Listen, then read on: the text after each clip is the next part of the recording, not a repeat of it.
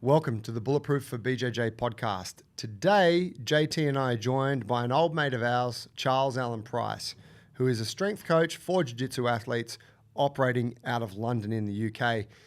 We came up together as coaches here in Sydney, and so I've known him over many years. We were meant to get together in Vegas, but Charles disappeared. And in today's episode, you are going to find out about the depths of the underbelly of Las Vegas. And over the weekend of CJI and ADCC in 2024, exactly how deep did Charles Allan Price, JT Tenacity, and Joey Worthington go? Stick around. It's an epic ride. Hope you guys enjoy the episode. By the way, big favor to ask for you is to like and subscribe. And if you are listening to this on an audio platform, make sure you give us a 5-star review. Really goes a long way to support the show, and it takes you like 10 seconds to do. Appreciate it. Let's get into the episode. Are these the roads? Is this road? This is road, indeed. Road's good. You like it? All good? Road's the bomb. Nice. Road is very good. Aussie company. Sick. The sick. Like this desk is so idiot proof. It's mad. Love that. Look at it. What do you with? Listen to this shit. You got different sounds and shit. Just have that playing on the background the whole time. just lightly in our ears. I can't. We've got the Shore. Yeah. That's all right. Shore and Focus, right? Shore mics. Shore mics, yeah. Sure do very They good. do good microphone. stuff, don't they? It's good shit, yeah. I'm gonna fuck around with. We're rolling, lads. I'm gonna be playing Okay. around the levels a little bit as we All right. get started. Well, let me do the quick little, because so people know what the fuck is going on. Oh, this is recorded. We usually do an intro. We do an intro, but here we are in the lab. First one back for 2025. Joey, JT, our very good friend, handsome man, Charles Allan Price. Shoo! CAP, no cap. We're off to a rough start, mate. Me and you are not getting on. I thought we were getting on quite well, actually. it's gonna boil over somewhere. It's gonna kick off at some point. At some point, we may have to stand up and tussle it out. and sort it out. But for those of you who don't know, our good friend here, Charles, has an awesome podcast with his learned friend, amazing grappler, friend of ours, Owen Flanagan. Yep. Try and spell it. Good luck to you. Good luck. Yeah, and he happens to be here in Australia. And the amazing thing is, the guy is half Australian. That's the only reason we like him. No, he happens to be here in Australia. So we're taking the opportunity to talk about all the good shit. And especially, we were all at CJI. And there were some stories not told. Well, Charles was allegedly there. We don't know. I didn't see the. We just missed each other, didn't we? Yeah. Yeah. Apparently. Well, apparently. I just missed you. Oh, I was there. I had to go. Yeah. Yeah. I'll be honest. I went to the strip club straight away. That's all. Did you spend much time at the after party, or would you? I was there. So me and Owen and Anthony, we were waiting in line for ages. Anthony helped us get all the wristbands, all that kind of shit. I think I was probably at the after party for an hour and a half, maybe 2 hours, chatting to Micaiah. How do we say it? Mikhail. Mikhail, yeah. Love that guy, man. He's a still lovely- can never say his name. Me and him were sitting down, was chatting. What's RuneScape? RuneScape is it's a computer game. Did you not play RuneScape? Maybe No, I've heard. It's familiar because I think some of the nerds I knew played it. it's just, it's just like a 2D computer game that I think people got hooked on. Yeah. Owen, I know Mikhail got hooked on it. Yeah. Owen got hooked on it, and it's the intro music to our podcast. Right. Because it's banterous, do you know what I mean? Yeah, I played it for a little bit, but I was just like, I never really got into it. But I think those boys loved it. They ate Obsessed it on up. it. It is a hard nerd game. It's like- I'm a nerd, and It's like I'm World of into it. Warcraft or Civilization, but like 2D or something. Yeah. Okay, right That's what it on. is. There you go. Online. So you were catching up with Mikhail. Catching up with Mikhail, sitting there, chatting to the boys, just talking shit. Chatting with Craig for a bit. That other fella, Jones. What's the other Jones fella? Adam Jones, Adam yes. Jones. We're just sitting there chatting shit, walking around. The win basically. It was full of characters. I remember walking past one table and it had like the hottest girls you've ever seen. And these some of these old fellas, and you're looking at it and you realize that you're in America at this point. And like honestly, it had like 10 smoke shows at the table, and you look at the old fellas and they're just some like like oldish see Bill Mexican Gates? I was like, is that Elon Musk? No. And it was just some old like Mexican cartel looking fellas. I'm like, I'm staying away from that. Like, mate, they've got like, you know, the $200,000 watches on, all those like Versace shirts. Drippy. And I was like, dripping in money. And I was like, I'm just going to stay away from that. Yeah. Mate. That is edge. Because I did look for you because we were at the after party. Yeah. And we didn't get into the VIP section till later on. That's why you didn't see me, mate, because I was in the VIP section. You were deep in the VIP. Yeah. Because we were hanging out with Mikhail and Adam before they went in, right? Got it. We thought we might get in with them. It didn't happen. But I saw Owen near the bathroom. That's why you didn't see me. When we got in. Well, actually, I know. Well, you may have already left to the land of poles Strippers. and ladies. But there was a call. And I saw Owen and I said, oh, where's Charles? He's like, mate, he's a werewolf tonight. Look out. Like he's out there. He's hunting. And I was out there, yeah. Yeah, fair enough, whatever, you know. And I said to him, I said, oh man, it's tough with the match with Tackett. And he was like, yeah, I thought there was one or two opportunities there. Oh, I just don't, you know, he's such a laid back guy. I think he is pissed off though, yeah. Yeah, he was. Was he? He He was wasn't so pissed good. off. And I said to him, He's man, fucking pissed off. You got to talk to Craig. Like you should talk to Craig to make sure that you get back on this thing because I felt that didn't fully reflect his ability. Yeah. You know what I mean? Like I felt that. And when I said to him, you should go talk to Craig Jones, he's like, what's that mean? I'm like, well, you should talk to Craig. Like just Who's got the bag? yeah, that's what he said. He said, To see if he's got some coke on him or something. Are you saying we're going to do cocaine right now? And I was like, no. He's like, oh, I thought it was like a euphemism. He's like, yeah, we should talk to Was he Craig. smoking a cigarette when you were talking to him? No. No, he wasn't. Okay. Well, I saw he was chatting to Tommy Langaker. Oh yeah. And they were Those they were boys- both like swallowed by the couch, and it was just like two Northern European hardheads just and I was like, oh no, and he was like, he looked at me, and his eyes like barely recognized me, but he was like, oh hello mate. And I was like, where's Charles? He's like, he's gone. But they were in the middle of something real deep. Tommy was on fire that night, mate. Fire. He looked on fire. He's on fire. Love that guy, man. I loved following Tommy's Instagram up to the event. Yeah. Yeah? Yeah, he was posting Shooting some really cool, guns, shooting in guns Texas. and driving around in topless Jeeps and shit. He's a character. I love Tommy as a person and his jits because he's an absolute dog and he just epitomizes like just being an absolute dog everywhere. Yeah. He's such a gentleman. He goes hard. He goes hard, mate. Yeah. He goes hard on his lifestyle and he goes hard on the mats. mats, mate. Yeah, he lives Fun to the, train with. the Was warrior he, is he Norwegian? Norwegian, yeah. Yeah. It's such a I just feel like, Viking. yeah, like just- Scandinavians just go hard. You've just got to be a tough guy, mate. I mean, I guess I haven't been to those Scandinavian countries, but like in the summer, it's like light time all the time, and in the winter, it's dark Black all the like 90% of the time. Yeah, That's it right. makes you That's want to pretty go rough. invade another country And just kill everyone. Take yeah. their stuff. And just kill everyone, yeah. But mate, Let's talk about bad investments for a second. I do this often. You probably are guilty of this too. You finish training, you drink your water, you empty your water can or whatever, and you go to the shop because you're still thirsty. Gas station, corner store, whatever it is. And you're looking for electrolytes because you know that electrolytes are the thing, right? Michael Jordan used to drink them. You see it in sports. Get me some salt, get me some magnesium, etc. And you end up buying a Gatorade or a Powerade over here in Australia, and the shit's really expensive and it tastes good, but it actually doesn't have much going on in the way of electrolytes at all. The dose is pretty minimal. I'll tell you what a good investment is. A good investment is acting ahead of time and having something like Sodi in your gym bag so that you know you can be optimally hydrated and you can be having a powerful dose of sodium, potassium, and magnesium, right, which are the electrolytes your body needs to perform at its best, in your system before training and then ready for you to go after training. This is absolutely the best investment you can make when it comes to hydration. And the beauty of it is that it works out way cheaper than a Gatorade.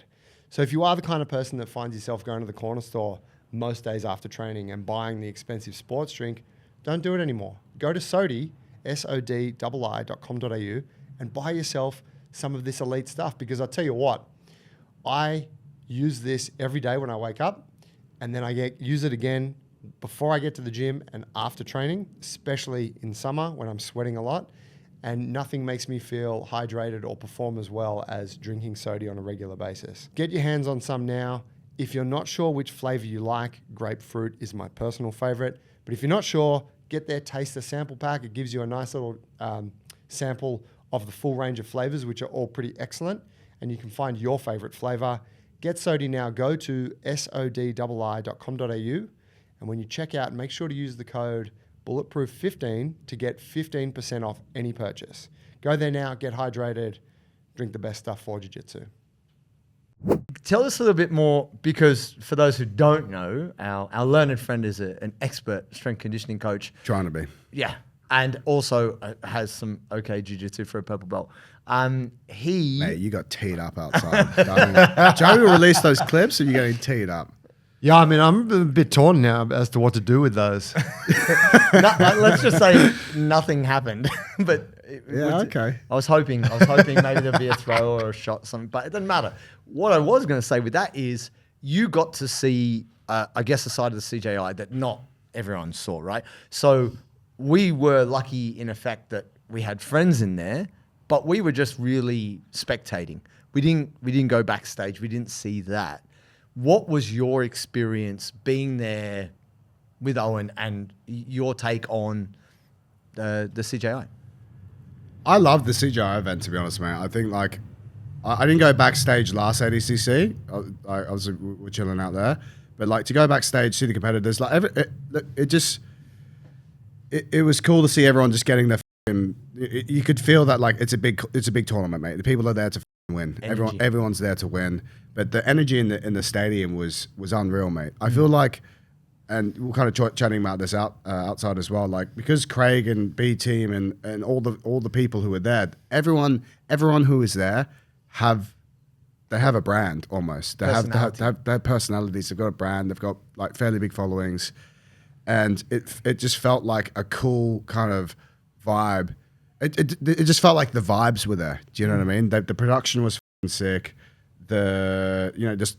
When you see like hot girls or like hot influencers or whatever at like a jiu-jitsu event. What is this? Yeah, what the is this? It feels like a fun. There were girls there? There were some hot girls there, yeah. Okay. On the walking around backstage and like in the VIP area and whatever. And I was like, this is pretty cool. It feels like a really fun event to be part of. And there's UFC fighters there, right? There's UFC. Marab was there. Marty Moss was there. Yeah. Marab got into a scuffle, didn't he? He did, didn't he? And he's just getting known for that. Talk about hard. That guy would be a hard. Mate. Yeah, he's the real deal. He's fearless. Yeah.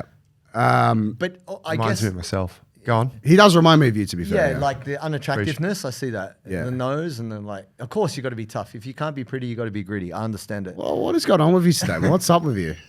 What do you mean? This is me every day. We just don't hang out. Is this why you've been avoiding You're me? lucky you live in London. I love this guy. I love him, and all I get is negativity back. I'm imbuing you with love. This is my kind You're really of love. starting to piss me off. Well, just look. Tell me when you actually get pissed off, and then we can talk. You'll know, mate. Don't worry, you'll know, mate. You won't be. I'll see red, and it's over. Bodies start hitting the floor. Bodies will hit. Drowning pool will turn on, and you're. Mate, But I will kick a hole in the speaker and then jet. So you need to relax. I think like being backstage at CJI, it was sick. Like we went to just in the warm up room, seeing people get ready. I was just trying to be like as useful as possible, but like just chilling with Owen. But the thing is, there was a lot of time to. Oh, we all good? Yeah, there was a lot of time between the matches, so you're just trying to stay. You're just there with Owen, just chilling out. Like, just make sure he's feeling good. Make sure he's relaxed. I mean, there's nothing you can really do. You just Owen's chilled. So like, tell us a little bit about that, because I mean, what was so interesting, at least speaking with him at the ADCC, when we saw you there and we saw him there, and he performed really well. He was so nonchalant. Like, that's him though. That's just what he is. So what's the game plan? He seems to not take it that seriously. Yeah. Is that just kind of his external? Yeah, kind of like Craig would do it as well. Like I've heard stories of Craig before he goes out. He's just like, I don't really even care. Like, of course he cares. Yes. People want to win. And Owen wins a lot of matches. Craig wins a lot of matches. Of course they care. But I think maybe that's in their own head. And I can't speak for Owen but he's.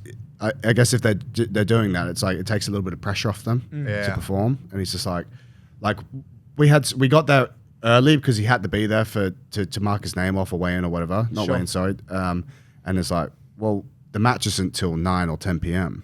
Yeah. So let's just go back. We went back to the hotel, just chill in.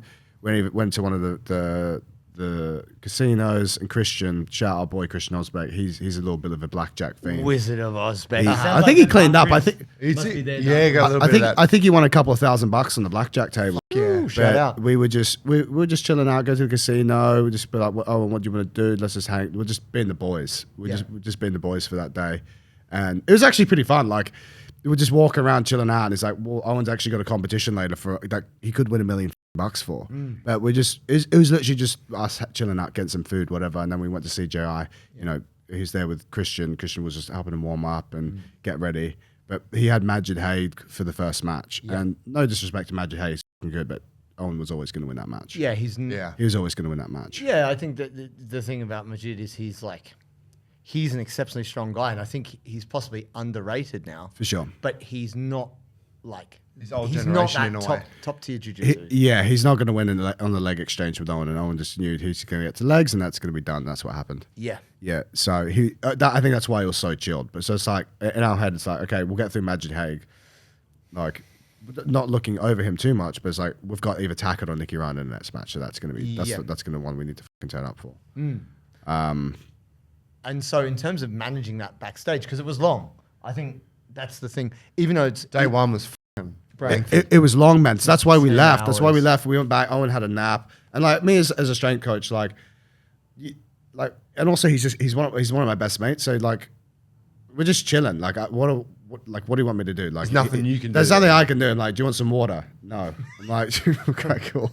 Like, just chill out. Like, just to get a bit of a warm up. And like, I've been to many comps with him, so I'm like, when it's time to get ready, we'll just do like a gentle warm up, and then he'll get warm with Christian, and he knows what he needs to do. the work is done. The work is done, so you just go out there and make sure he's feeling chilled, and make sure he's feeling ready.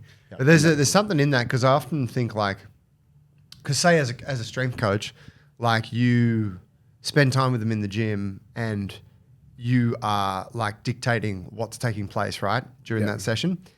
I can imagine sort of in the lead up to the comp, like in those days prior, where there's nothing now for you to do besides just be a mate and hang out. Yeah. But you probably, like, do you kind of feel like, I want to help, I want to offer something? But Absolutely, but it's a bit I've got awkward. nothing to offer. Yeah. Like, even a coach Yeah. doesn't have anything to offer at that point. Nothing. But Yeah. it must be a bit of an awkward space. It is, because I'm kind of there. I'm like, well, in my own head, I'm like, should I be doing stuff? I'm like, there's nothing I can do. So I'm just going to chill out and enjoy it. Yeah. You know what I mean? Just sit there, chat to people. Like, you're backstage. There you're for the show. walking around, chatting to the boys. Not catching up with Joey. Just ducking the Bulletproof guys. I'm like, I hope I don't see him. Yeah. It was cool. It's cool seeing some of the other boys. Like, all the competitors are all super chilled when they're warming up as well. Like, you can see, like, tell you what, every time I see Levi, and I've seen him a few times, like seconds before he's about to go on stage, that guy, he gets in the zone, man.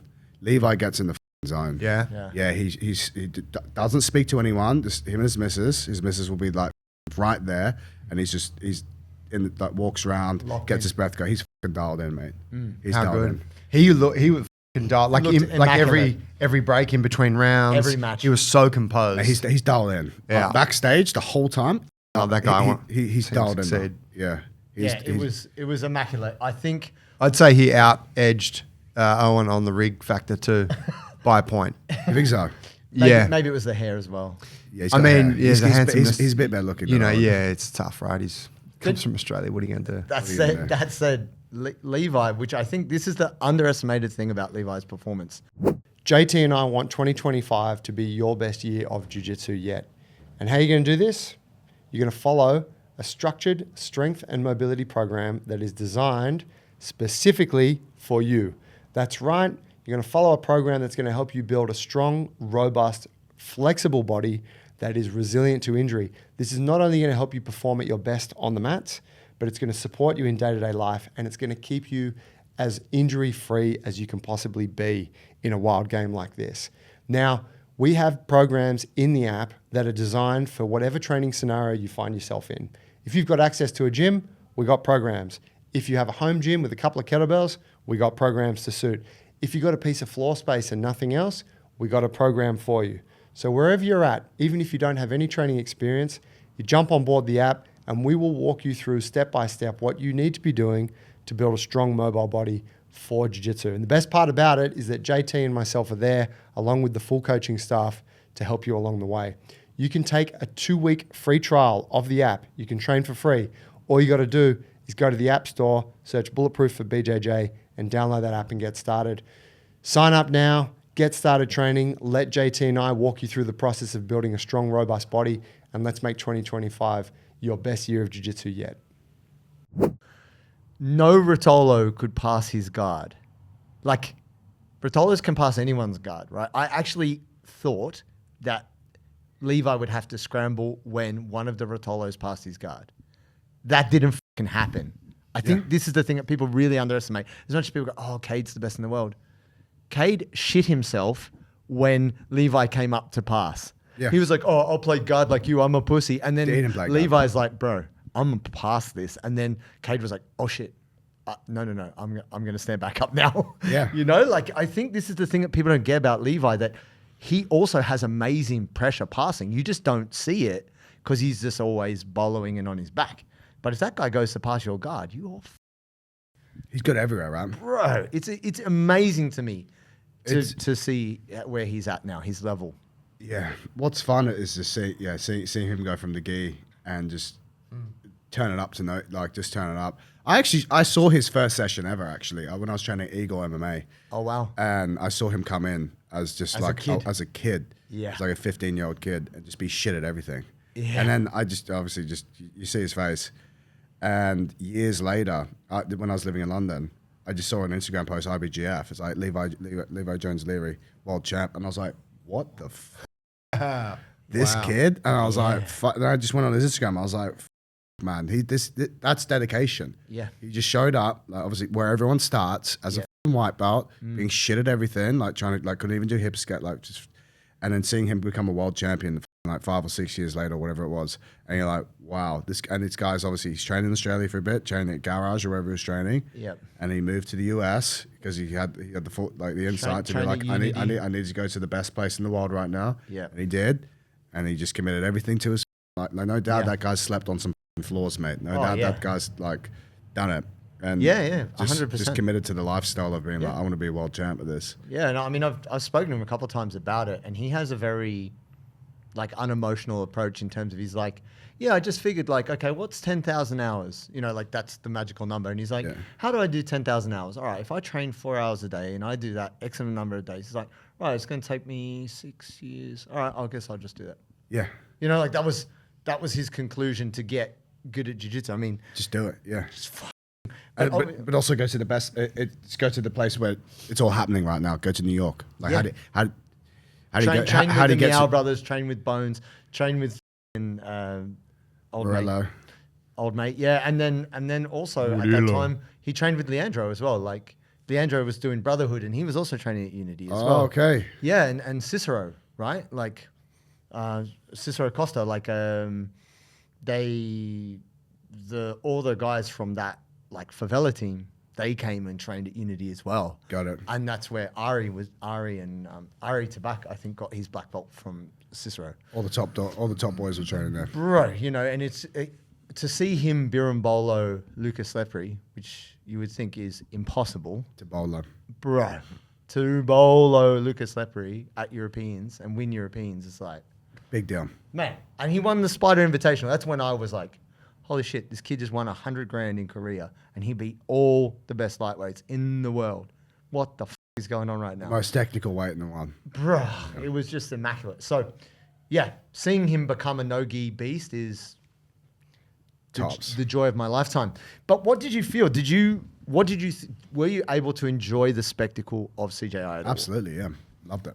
Yeah. Yeah. Because obviously it's a different experience. Like we were saying, it was a long day for us just to watch. I couldn't imagine what it would be like to be backstage and trying to maintain your adrenaline and all this kind of thing. But it was amazing for the spectators to have one match. Whereas when we went to ADCC, you got 3 matches and it's... one match at a time to focus on. So the energy for a match was... I think CJI is better, to be honest, in my opinion. I like it. I like the pit. I like the... Undoubtedly. I like the rounds. I like the one match thing. Obviously, it takes way longer. but have less matches. I mean, this is what I'm saying to the boys when they do Polaris, and I actually don't like Polaris that much. I don't care that if they listen to this, but How come? By the way, I just think they do too many matches. You go to those events and it's like, we went to one where the boys were competing, and there was no submissions on the match, and it's like, and they just had it was a long thing, 10-minute matches. I'm like, why don't you just do longer matches, but just have less? Like, why are you trying to pack out like 30 fights on a card? Yeah. I understand you want to try and get everyone on, but just do less matches, but high quality matches, and that'll be excellent. I think isn't that a money thing? Like, I don't know what it is, because like let's be real, like these things aren't making that much money anyway. But I don't think that's necessarily true. You think so? I think they are making some money. Otherwise, they wouldn't. Otherwise, they wouldn't be doing it in the first place. Yeah, they have to make some money. But I just think there should be, some of these organizations should just focus on having less matches but high quality.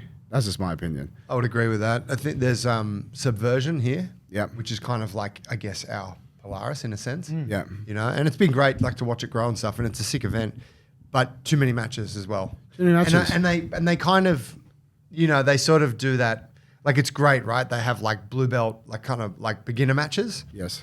And you can see that that's kind of like an on-ramp for people. Like, it gives them exposure to this thing, you know, because maybe in 5 years they're going to be like main card type deal. Sure. But everyone's there watching it. So you're like, you know, it's like a prelims and then a main card thing, but everyone's there for the full thing. So it goes for like 4 hours. It's too long, mate. Yeah. But is it a super fight if none of the participants are that super?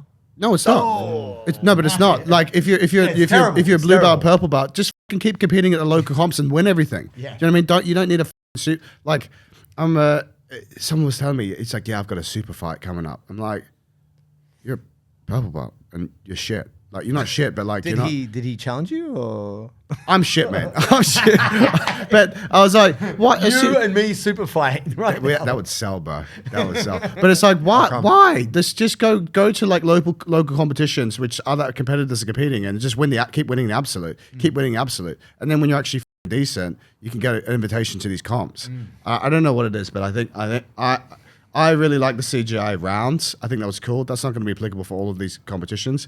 Neither is the pit, but like, I think if you could just do maybe like 15-minute matches, because when I was at the last Polaris, it was all 10-minute matches, and it just wasn't long enough for whenever you get really, really good guys, it takes them a while to kind of like warm up and get into the match, right? Yeah. And usually around like the 7 to 10-minute mark is when the heat starts to happen. So I was like, just have a 15-minute match, and that's when I think you'll get more action in that point. And you need a bit of fatigue. You need a bit of gaps to start. Exactly. You watch Gordon Ryan; he takes ages because all he's trying to do is get people really tired, wear them down, and then go for the submission that you want. That's his whole game. That's his whole MO. And I think for most jiu-jitsu, like for a lot of jiu-jitsu people, that's the MO: get people really tired, and then you can start having submission. So I think if you have longer matches, less matches, high quality. That's it is. That's what I'm asking. That's all I'm asking for. Yeah. That's all I'm asking for. Is that too much to ask?